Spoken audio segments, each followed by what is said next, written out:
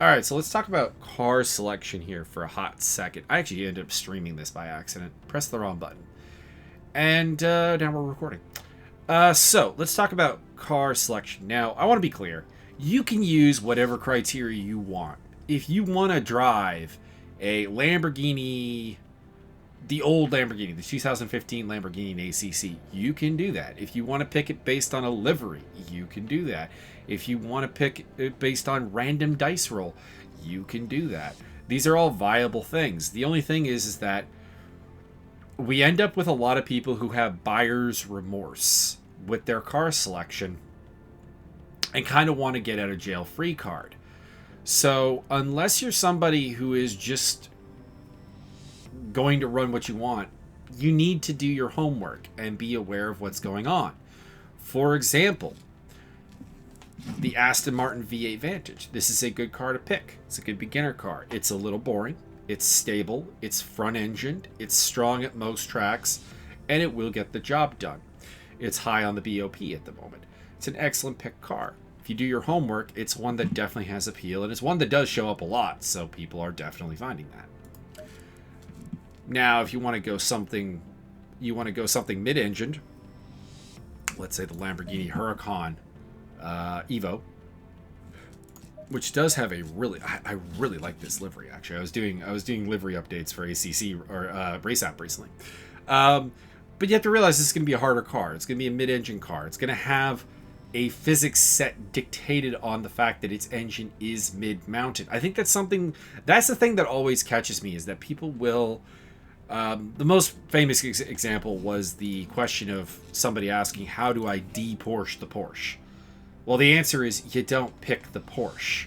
These cars are not going to handle the same. That's not how the game is designed. It's designed to be real life.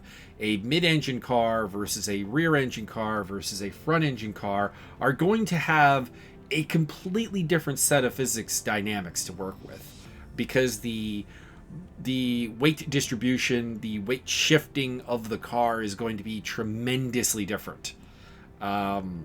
And people don't seem to take that into account. So you got to know that. And this goes beyond ACC, for the record. This is anything where the class of car has multiple options in it. Obviously, if we're doing F4s on Race Room, then we're just picking a livery effectively, because everyone's gonna be in the same car. Then it's not all that important. But if you're doing GT racing, if you're doing DTM, although theirs are very close. What's a better example? Prototypes. There will be differences in the car, and you need to know them, and you need to pick them accordingly. You should also kind of know where your car fits in relative to other cars, because it will help you overtake them. It will help you maximize your ability to fight them, defend against them, so on. All information is good information. Basically, anything that you know for a solid fact will help you out. And then the other thing you need to think about is BOP. Like if you take the Honda NSX, for example, there are some tracks that this car sucks at. It's kind of heavy. It's got low acceleration under under BP, Blancpain, BOP. BOP being balance of performance. And it is weak certain places. That being said, there are tracks that are very, very good. You can look at the calendar and figure out, is the NSX a viable choice? And you would know this by testing out on different tracks. You don't have to test every track in great detail, but you should probably take out the car, bust it around, take a couple. When I originally did my ACC, I tested every car on every track that we were doing in that series. Now, was that overkill? Yeah, probably, because honestly, there were cars I was testing that I was never going to pick. But it gave me an incredible base of knowledge for which to make future decisions, and also to help me out on track. So, know the car you're picking, know the cars you're not picking, because you're gonna have to race them, and just, I guess, don't complain after you've made the choice, because it's your pick. No one is forcing you to pick a certain car, and if you end up not happy about it, that is on you for not doing the homework that you should have. Anyway, so that's the prep here. I've talked about the rules. I've talked about the rating. I've talked about the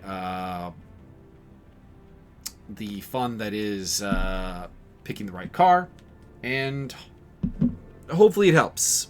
Maybe it won't, but hopefully it does help a little bit to reduce a little bit of the frequently asked questions and also a bit of the buyer's remorse that tends to happen within the series.